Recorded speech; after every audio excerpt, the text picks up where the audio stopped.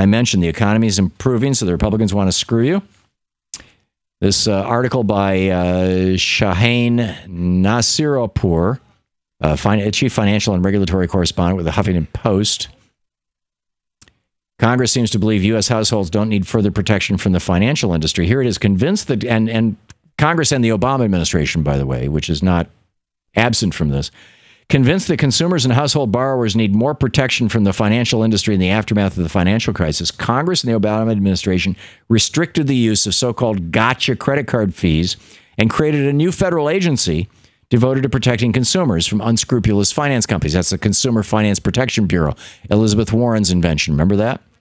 But with the U.S. economic expansion in its seventh year, and the unemployment rate poised to drop below 5%, Washington policymakers are discontinuing aid to household borrowers and paring back key protections, much to the delight of creditors, of banksters.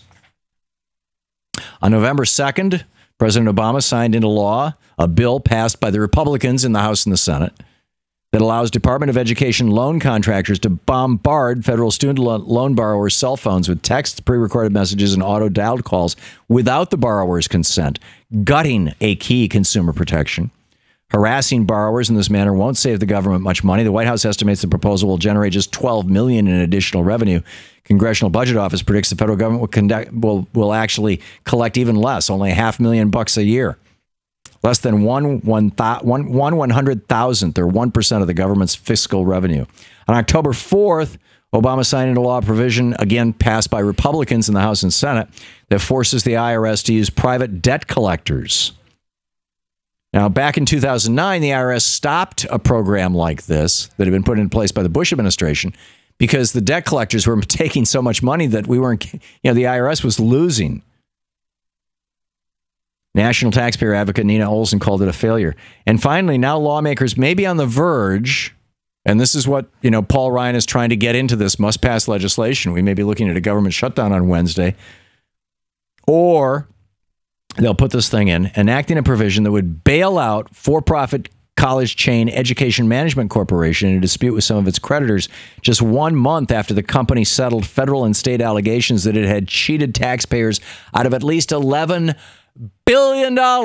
They took $11 billion from you and me, and Paul Ryan wants to make sure that they get their money back from the taxpayers, from you and me again.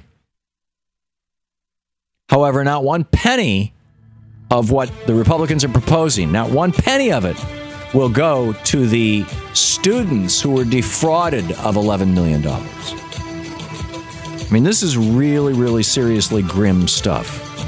And then you got this company, Navient, which has taken over the former Sallie Mae unit.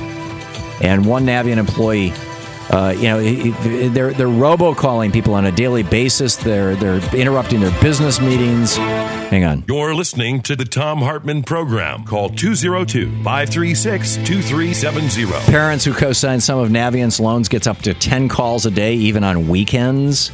Pretty much every time you pick up the phone, it's a Navient employee. It's bizarre. To watch more clips from our programs, hit the Watch More Videos button over here. And please be sure to hit the handy-dandy subscribe button so you'll always be up to date. Tag, you're it.